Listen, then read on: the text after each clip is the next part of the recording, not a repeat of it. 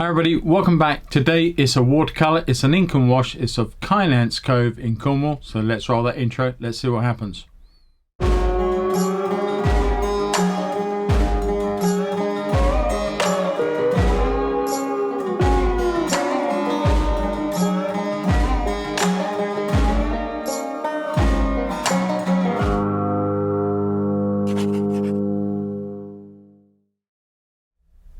Hi everybody, welcome back. As I said at the start, it is a little watercolour ink and wash, and it's of a beautiful little place in Cornwall called Kynance Cove. Within the cove there is a beautiful set of old abandoned cottages, and they're set in their own area. They really do make a great motif to paint. Now when I was there recently, I did do just a little ink and wash in my notebook, in my sketchbook, just to the same scene. And when I came home, I felt that I'd make a lovely stream for my Patreons on their Friday night stream, and so I did that, and I felt that it would be really nice just to condense it down a little bit and show it to you guys today. So that's what I've done, and I do hope that you get something from this and you enjoy it. And if that's the case, let me just say thanks to all my subscribers. If you're not a subscriber, please consider doing so. It doesn't hurt you, it doesn't cost you anything, but it really does help the channel grow. Please like it, give it the thumbs up, click the bell icon, it tells you when I add more videos, and of course comment and share. That would be fantastic. I love all the comments, I love reading them. And in the meantime, if you've already heard me talk about the Patreon. Now my Patreon has recently changed to a pure watercolor Patreon. So if you are just a watercolorist and you want to learn more and get a lot more from me, then nip on over there. It only costs you $5 or $10 or £4 or £8 plus the taxes each month, but you get so much more for it. You get a new video each month, or 2 new videos each month depending on the tier. And you also get all the back catalogue, and at the same time you get a weekly live stream, and you also get a private community page on Facebook where I can help you, and you can ask questions, post pictures, all those things. Well worth looking at. And before I keep going on, I want to get into this video, get into this painting for you. So let's dive on in, and I wish each and every one of you a great time until the next one. Happy painting, stay safe, all the best guys, take care, bye bye. Hi everybody and welcome back. This little watercolor ink and wash is all about a recent trip I did down to Kynance Cove down in Cornwall, and within the cove, just outside its boundary, are these beautiful abandoned cottages. They were inhabited not that long ago, but they are now long abandoned and falling into disrepair, I expect. But they create a wonderful feature. Now, I did this as a full-length demonstration stream to my patrons the other evening. And what I told them to do to make the drawing a little bit more assured for them is to draw it in pencil first. Get the idea, get the drawing right on their watercolor paper before they go into ink. For my own self, I love nothing more than just playing around with the ink itself. No drawing in pencil to begin with, and just seeing where the drawing takes me in a very, very fresh way.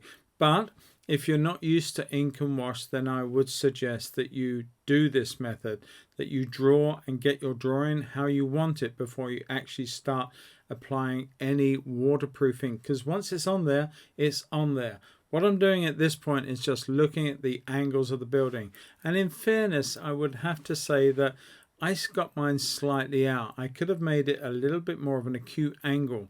This angle that I'm drawing is almost representative of walking down just a few more yards and becoming a little bit more square onto the building. So it is a little bit out, but it's not bad, and it actually works for me. I thought the whole thing and the whole design worked as a result of that. So I continued with that and didn't worry too much about what was happening with regards to the angles on the building. The uprights were upright, the roof was about right, everything else worked out, and of course the overall scale was nice. Now I'm putting in this very, very well-known rock. It does have an actual name. I can't think of what it's called. It's something like the asparagus rock or something like that. I may have that wrong. Please don't write in and tell me that I was very wide of the mark.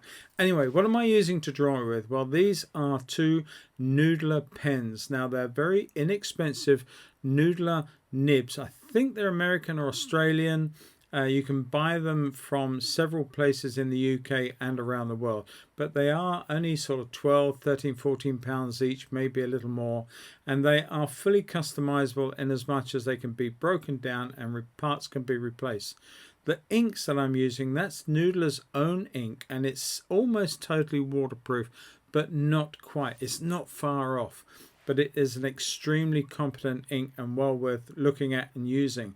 This one is called Archimedes. I can never say that right, but it is a document ink. It is a very totally waterproof ink. Once it's applied, it's got a hardener in it, and it is well worth using if you want that absolute waterproofness before you sort of start adding water. Now, because I've done my drawing and I've got that right, it's a fairly simple job of just going over those drawn lines and making sure that they are properly covered up, and any changes I do want to make, is now's the time to make them. I didn't feel too much that I needed to do that, but my own style when it comes to doing ink and wash, quite honestly, is a very scratchy, very sort of representational but very loose application of the ink. I love nothing more than to scratch it on there and make sort of lines that go here, there and everywhere. There's no real format to what I do. I just love to create that immediacy, and that's partly why I love to go in without drawing it up first and just seeing where the ink takes me. On this particular trip a week or so back, I found myself here doing just the same situation in my sketchbook, where I just used the pens as they were straight into the paper and then did the wash over the top once I'd finished the drawing. But I felt that it was worth doing it, as I say, a slightly more long-winded way, but one that would benefit somebody who's still setting out and learning, where, you know, to make the drawing wrong or to get it in the wrong place, then you've wrecked it. So at least a carbon footprint, as it were, is a very safe way to go moving forward, so that you can get it right before you apply the ink. Anyway, I've done that comment to death, so we're going to move on. But you can see I'm just sort of making really random marks to suggest foliage, to do the house. I'm not totally blacking out shadowy areas, but I am making them quite obvious that they need to be there. I'm coming down to the wall of the area in front of the building. The dividing line between the two parishes, Vermillion and Kynance, is down the centre of that ditch, or that long crevice that where I'm sort of working in now with that dark pen.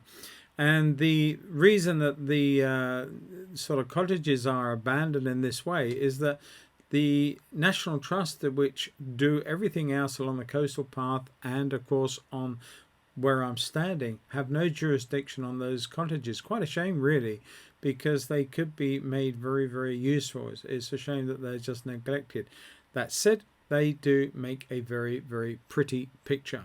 So I'm continuing on creating some of the boulders and the marks for the boulders, and sort of looking at some of the very fine not grasses, bushes and shrubs to one side on the left, just this side of that massive rock right out in the sea.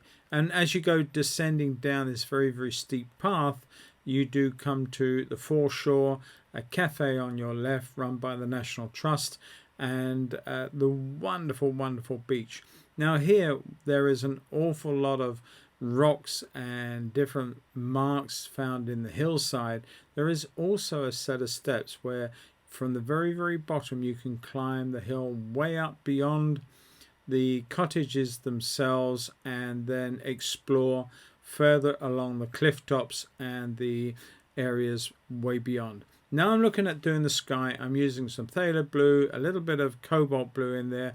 I did wet the water, but my water was already contaminated, so I did leave an impression of blue, so I went straight in almost and added more blue to it, creating my sky very, very loosely. And I'm putting in a little bit of yellow ochre just to give that nice fresh look towards the horizon. And don't forget, it's always going to dry much lighter than the color that you put on. I'm mixing a variety of greens using phthalo greens, some cobalt turquoise, different yellows, and some yellow ochre to create various different greens. I like one to start with so that it gives me a sort of area underneath, and therefore once I've got that dry I can go on with much darker marks. Put a bit of yellow ochre in there just to turn that grass. As it's getting towards the end of the season, the grass has grown long, it's seeded, it's starting to die off, and you've got these lovely yellowish autumnal looks to the long dead dry grasses. And down in the river where you see now we're working, it's all very dead, and lots of old roots and bits and pieces laying in the bottom there. I did a little bit of first wash on the rocks to the very far right under a big tree, which you'll see later, and I'm putting in the first coat now on the big rock itself. This is a violety mid-tone. It's a complementary, it's oranges and blues making a grey, and I then did that as a first layer. I added a little bit more violet to the area here with the path so that I could get the first coat of the area to walk, but I also added a lot of water towards the bottom of the paste, so the whole thing would come down like a wash, and you can see me tilting the paper to allow that to run down and do its own thing. A little bit of blues in the form of some cobalt and a little bit of ultramarine to give the shadow side to the building, a little bit of discoloration into the garage between the two properties. Now I'm coming in with a much darker grey colour, same sort of colours but just making a darker version of them and creating the second tier of rocks, and that will probably be it. I'm using a violet colour now with some alizarin and some blues and maybe a little bit of Indian red to give me those beautiful shadows, cast shadows to the left hand side, and they work very well because that is a very wide path and it needed something there, and the cast shadows just happened to fit the bill. Put a second layer on them. I felt they needed a little bit more strength because the hill or the rock in the background was competing with them, so I actually gave them another layer. Now I'm coming in quite definitely with all the various bits of darks, all the I's and T's now being crossed, a little bit of dark here just to put some on the concrete, took some out with a clean piece of towel, putting in the darks into the windows and putting all the fine details in. Now you can see I'm doing this big tree that's on the right hand side. It actually frames the whole thing, gives it an awful lot of scale too, but all the dark leaves I've just used a thicker round brush, and I sort of put the brush down and let it roll back towards the ferrule, leaving those awkward little marks, but they join together and work very well. And we're pretty much done. I think that this has turned out nice. I'm putting a little life buoy in now, and that's sorted out. Just one or two extra little bits of dark and areas behind the property, defining edges and bits hanging over, all that sort of stuff. It is just the final bit. Now I'm taking the tape off. I love this bit, best part of it. But if you've enjoyed this, then please don't forget to look at the Patreon channel. There is always going to be the full version there, and of course you can get the reference to this there and free to download and have a go at yourself. So I do hope you enjoy it. Have fun. Catch you all in the next video. Bye bye.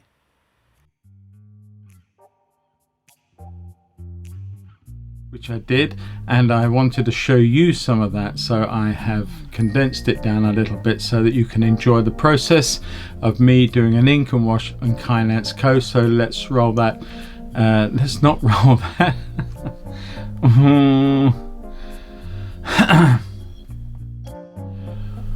So let's get underway, let's get this video going, and let's see how we get on. Could do better than that.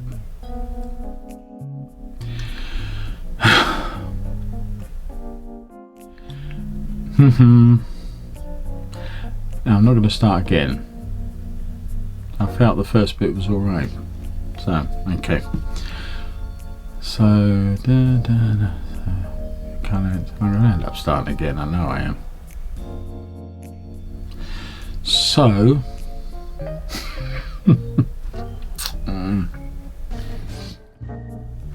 what I wanted to say was something about joining what have you. Anyway, I'm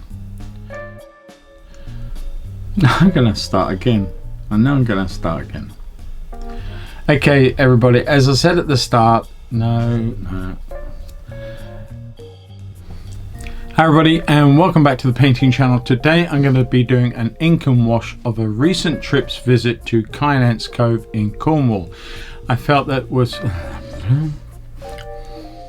so take a look at that, and in the meantime let's get on, let's do this watercolor in ink and wash. Take care, catch you all in the next one. Bye bye. That's better. I'll have one more stab at it, I think. Okay everybody, welcome back to the